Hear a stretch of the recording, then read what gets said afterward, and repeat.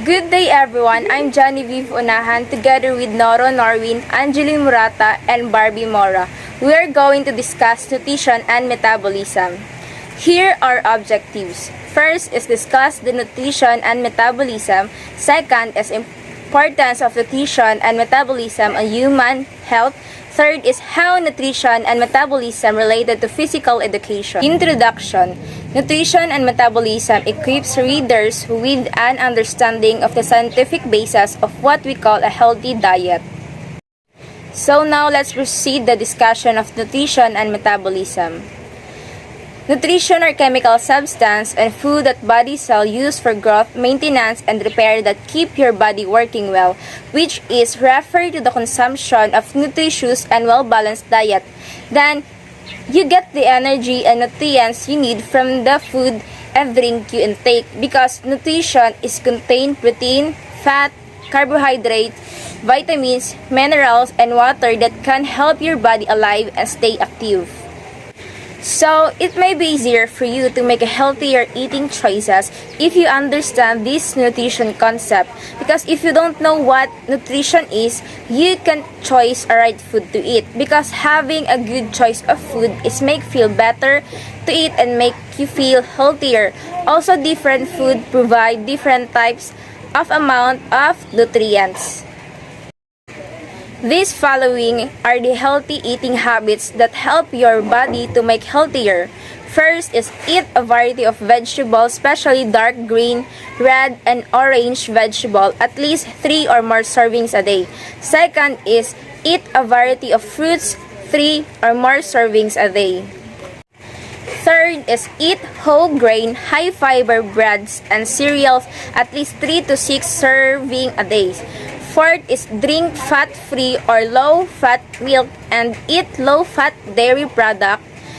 Fifth is choose from a variety of low-fat source of protein, including eggs, beans, seafood, lean meats, unsalted nuts, seeds, and soy product.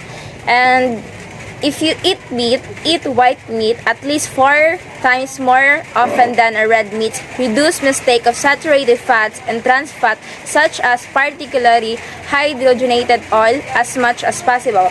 Then use vegetable oil like olive or canola oil instead of solid fats. And restrict or eliminate junk foods, foods that contain refined white flour, solid fats, or trans fats, added sugar, and high in sodium. Then, restrict or eliminate sodas and other sugar-added drinks that are high in calories and contain few or no nutrients. Last is, if you drink alcohol beverage, do so in moderate. Drink only when it doesn't put you or anyone else at risk. Making a healthy dietary choices can help you feel better and stay active. It can also help you to lower your risk of developing some health conditions that are common among older adults. Poor nutrition can impair our daily health and well-being and reduce our ability to lead an enjoyable and active life. In the short term, poor nutrition can contribute to stress, tiredness, and our capacity to work, and over time, it can contribute to the risk of developing some illnesses and other health problems. These following are the bad nutrition that can risk our life: being overweight or obese, tooth decay, high blood pressure, high cholesterol, heart disease and stroke, type 2 diabetes, osteoporosis, some cancers or depression, and eating disorders. So, let's proceed the metabolism.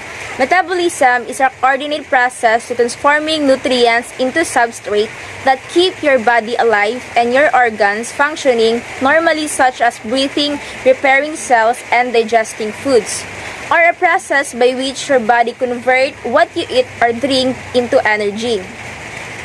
Our bodies needs this energy to do everything from moving, thinking, and growing. So there are two sides of metabolism, which is fast and slow metabolism. First is a fast metabolism is burn calories at a quicker rate, which explain why some people can eat a lot and not gain extra pounds. Second is a slow metabolism burns fewer calories, which means more gets stored as fat in body. That's why some people have difficulty losing weight by just cutting calories. Good day everybody. What I'm going to discuss to you is how does metabolism work. So, metabolism works by the balance of anabolic and catabolic activity. Any metabolic activity that a living body performs requires some energy. For any such energy, there has to be a source of energy, of course. So, you may see on the screen the representation of anabolic and catabolic process. So, the food intake, we had a protein and amino acid to protein synthesis. So the amino acid here is a building block for proteins that are compound that play many critical role in our body. So it was needed for a vital process like building a protein synthesis, and then protein synthesis and amino acid are connected together. Also food intake to fat, glycerol and fatty acid to lipid synthesis. So in a fat molecule, the fatty acid are attached to each of the carbons of the glycerol molecule with an ester bound through the energy of atom. So during the bond formation, this molecule were released. Food intake, of course, that's the top one, then carbohydrates to glucose, and glucose to energy synthesis. So the body breaks down or conveys most carbohydrates into a sugar glucose. Glucose is absorbed into the bloodstream, and with the help of hormone called insulin, it travels into the cell of the body where it can be used for energy. Maybe some of you are wondering why there are arrows from amino acid, glucose, glycerol, and fatty acids pointing to energy synthesis. To answer that confusion from you, that those three mentioned are the unique capable source of energy. That's the entire explanation of that, why they are pointing to energy synthesis. Even though some of the processes they are direct to the protein synthesis to lipid synthesis. Importance of nutrition and metabolism in human life. In human life, nutrients have been commonly regarded as a nourishment, it providing raw materials needed for cells' growth and proliferation. In fuel for powering cellular metabolism, it is evident that nutrients and their metabolites are also active in the facilitation, regulation, and coordination of the vast number of cellular processes that operate to maintain cellular homeostasis. Effective cellular function depends on context, such as sex, age, as well as ideal supply of necessary nutrients. The processed foods that are prominent in the Western-style dietary pattern may be the important factor responsible for the rise of acquired metabolic syndromes as seen in developed societies. The long-term consumption of this food, which typically have poor nutrient diversity and excessive energy content, lead to deficiencies in key nutrients and excess fuel substrate that likely trigger the loss of cellular nutrient energy homeostasis. Due to the continued exposure of cells to stressors, the metabolic changes at the cellular level intended initially as adapted strategies persist and ultimately become the driver of metabolic dysfunction at the organismal level. Recent advances in high throughput analysis, creation of animal models of human metabolic diseases, and bioinformatic tools hold promise for accelerating the process of formulating more effective nutritional recommendations. In the meantime, Consumption of foods with low energy density and high nutrient diversity seems to be a prudent approach for minimizing cellular stress and promotion of optimal cellular function of our health. Why is nutrition so important? Nutrition, a healthy diet throughout life promotes healthy pregnancy outcomes. It supports normal growth, development, and aging. It helps us to maintain a healthy body weight and reduces the risk of chronic disease leading to overall health and well-being. Nutrition and metabolism provide in human health. First, healthy growth. Nutrition is one of the important factors influencing growth and immunity.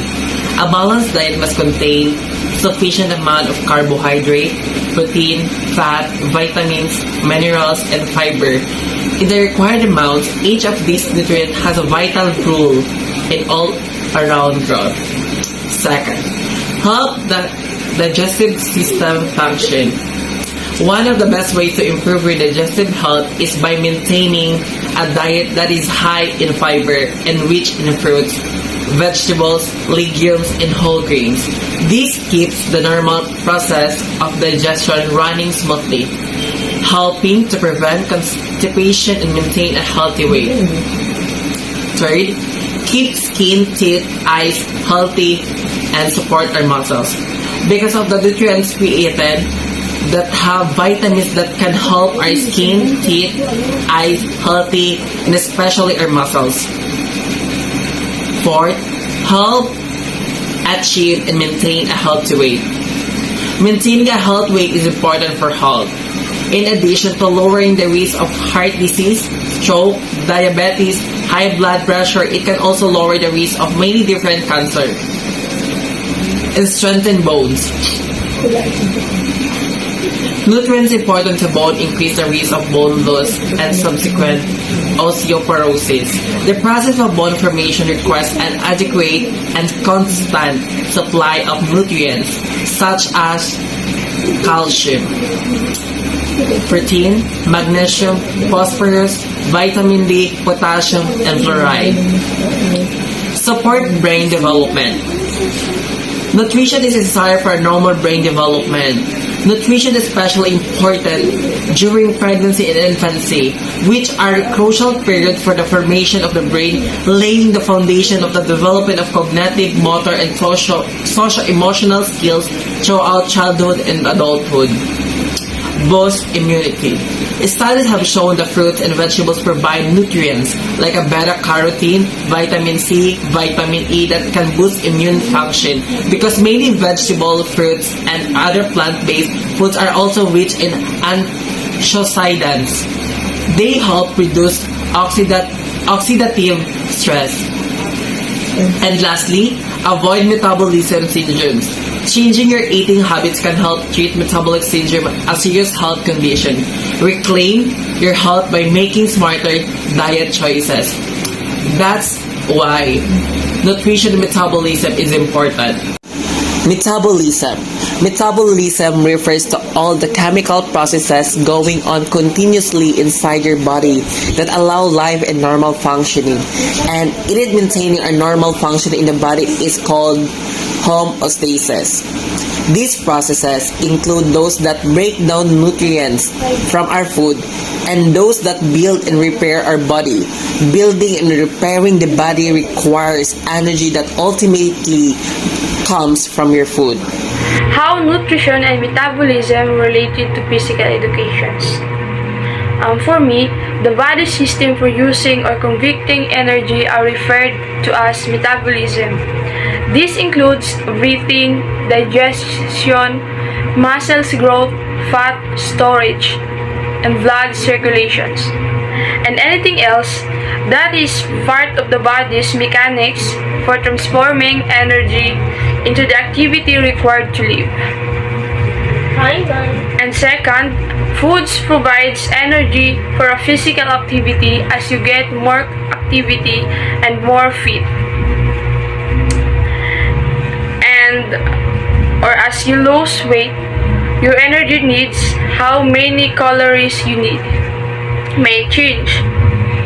So to get the energy you require, you need to get the proper amount of protein, which is needed to maintain and revolve tissues such as muscles.